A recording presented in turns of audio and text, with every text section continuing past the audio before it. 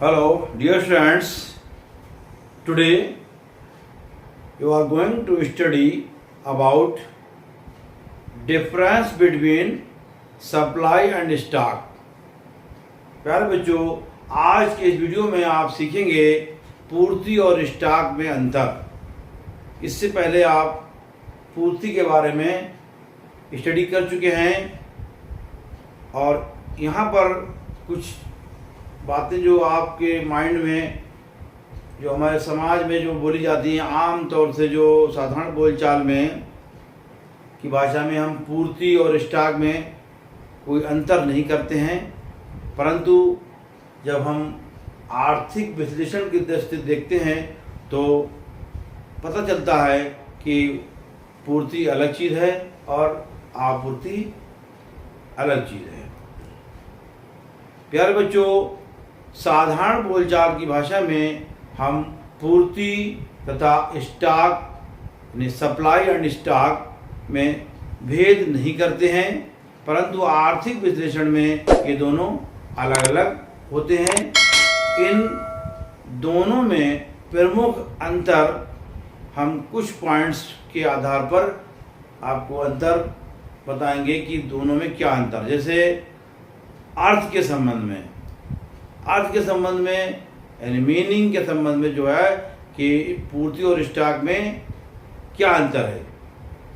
तो स्टॉक वस्तु की उस समस्त उपलब्ध मात्रा को कहते हैं जो कि उत्पादक के पास होता है, परंतु पूर्ति इस स्टॉक में से निश्चित समय तथा कीमत विशेष पर बिक्री के लिए प्रस्तुत की जाने वाली मात्रा होती है। आप समझ गए होंगे कि जो स्टॉक है वो उपलब्ध मात्रा, इन स्टॉक क्या है, जो उत्पादक के पास जो उपलब्ध मात्रा है वो स्टॉक है, मगर पूर्ति उसको कहेंगे जो समय और कीमत विशेष पर बिक्री के लिए जो तैयार होती है उसको हम सप्लाई या इस पूर्ति कह देते हैं। उदाहरण के लिए अगर गेहूं की कीमत 200 रुपये से बढ़कर 300 रुपये प्रति कुंतल हो, यानी जहां पर मार्केट में जहां पर अगर 200 रुपये कुंतल अगर गेहूं की कीमत है और 300 रुपये कुंतल हो जाए तो संभव है कि उत्पादक अपने स्टॉक में से पूर्ति को बढ़ाकर प्रति माह 7,000 या 8,000 कुंटल कर सकता है। यानी जब उसकी कीमत बढ़ जाएगी तो उसकी पूर्ति भी उत्पादक उसको बढ़ा देगा। तो पूर्ति अर्थ के संबंध में पूर्ति, और यहाँ पर निर्भरता के संबंध में यानी कि कौन किस पर निर्भर है, तो निर्भरता के संबंध में स्टॉक उत्पादन पर निर्भर करता है जबकि पूर्ति स्टॉक तथा कीमत पर निर्भर नहीं करती है। इसका मतलब क्या हुआ कि स्टॉक क्या है, जब जैसे उत्पादन अगर अधिक होगा तो स्टॉक अधिक हो जाएगा, और अगर उत्पादन कम हुआ तो स्टॉक कम होगा। तो उत्पादन यानी स्टॉक जो है वो उत्पादन पर निर्भर करता है, जबकि पूर्ति जो है वो स्टॉक और उसकी कीमत पर निर्भर करती है, यानी कि उसकी उस वस्तु की कीमत क्या है और उसकी मार्केट में जो है वो कीमत क्या है उस आधार पर निर्भर करेगी पूर्ति। यहाँ पर निर्भरता। और अगला है इन दोनों में संबंध क्या है, यानी ये भी एक अंतर है कि हम पूर्ति और स्टॉक में दोनों में संबंध क्या होता है। तो स्टॉक पूर्ति से अधिक हो सकता है परंतु पूर्ति स्टॉक से अधिक नहीं हो सकती। इसका मतलब क्या, संबंध में ये इस संबंध में कि पूर्ति, पहला पॉइंट तो आपको बताया मैंने कि से संबंधित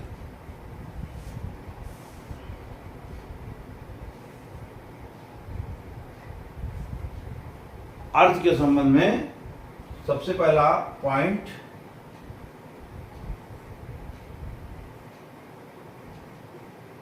अर्थ मीनिंग।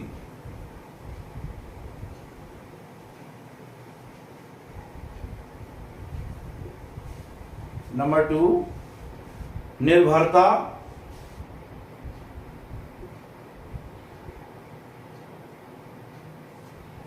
डिपेंडेंसी,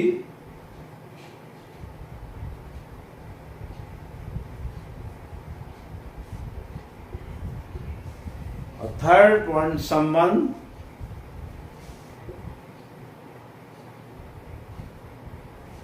रिलेशन,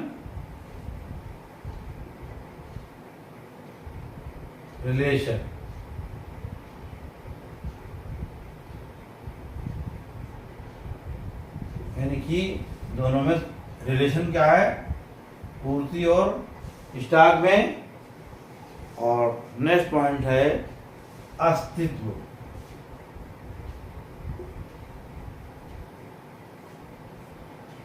इसका अस्तित्व क्या है, यानी कि स्टॉक और पूर्ति से पूर्व होता है और जबकि पूर्ति स्टॉक के बाद होती है। यानी अस्तित्व में इसकी क्या कहेंगे, दोनों में यानी स्टॉक जो है वो जब स्टॉक होगा जब भी पूर्ति होगी, तो स्टॉक जो पूर्ति से पहले होता है, पूर्व होता है, जबकि पूर्ति स्टॉक के बाद होती है। ये इसका अस्तित्व है, और अर्थात बिना स्टॉक के आपूर्ति नहीं हो सकती है। नेक्स्ट है परिवर्तन।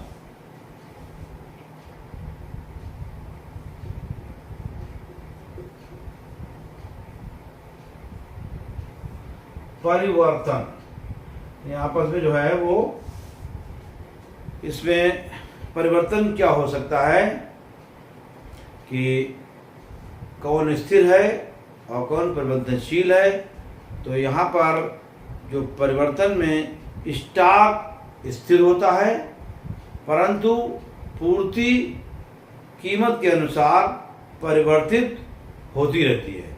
यानी अगर पूर्ति कीमत अधिक होगी तो पूर्ति अधिक हो जाएगी, इसी तरह से कीमत अगर घट जाएगी तो पूर्ति भी घट जाएगी। तो इनका एक प्रत्यक्ष संबंध होता है पूर्ति और कीमत का। यहाँ पर दोनों में यानी स्टॉक और पूर्ति में ये मेन डिफरेंस है कि जो पूर्ति है वो स्थिर हो, यानी जो स्टॉक स्थिर रहता है और पूर्ति वो परिवर्तनशील होती है, कीमत के आधार पर परिवर्तित होती रहती है। इस प्रकार स्टॉक एक अधिक विस्तृत शब्द है। उदाहरण के लिए यदि जून 2022 में गेहूं का बाजार में स्टॉक 1000 कुंतल है, 2022 में अगर स्टॉक 1000 कुंतल है और बाजार की प्रचलित कीमत 1200 रुपये प्रति कुंतल है, तो इस कीमत पर यदि विक्रेता एक दिन में केवल इसका 50 कुंतल बेचने को तैयार है, तब गेहूं की पूर्ति केवल 50 कुंतल होगी। कहने का मकसद यह है कि जब स्टॉक कितना भी हो, अगर उत्पादक अगर जो मार्केट में जो जितना बेचने को तैयार है वो कहलाएगी पूर्ति। मान लिया स्टॉक यहाँ पर बताया कि 1000 कुंतल, मगर उपभोक्ता बेचने को तैयार 50 कुंतल से बेचने को तैयार है, तो पूर्ति जो है वो 50 कुंतल कहलाएगी, 50 कुंतल होगी। यहाँ पर एक बात और ध्यान रखने की है कि जो वस्तुएं शीघ्र नष्ट होने वाली होती हैं उनका जो पूर्ति और स्टॉक में कोई भी अंतर नहीं होता है। जैसे जो बहुत सी चीज़ें जो जल्दी नष्ट हो, दूध है, शीघ्र नष्ट होने वाली वस्तुएं पेरिशेबल गुड्स कहलाती हैं।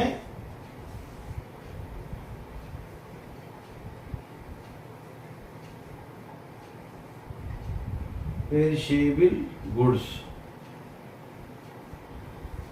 अगर ये वस्तुएं ऐसी हैं जो पेरिशेबल वस्तुएं जैसे दूध, गोश्त, हरी सब्जी, फल आदि के स्टॉक एवं पूर्ति में कोई भी संबंध यानी इनमें कोई भी अंतर नहीं होता है, क्योंकि उत्पादक को पूरा स्टॉक प्रचलित कीमत पर ही बेचने के लिए तैयार होना पड़ता है। यानी जो वस्तुएं जल्दी खराब होने वाली हैं तो उनको जो स्टॉक होगा और उनको जल्द से जल्द वो बेचना चाहेगा उत्पादक, तो इसलिए बेचने को तैयार होना पड़ता है।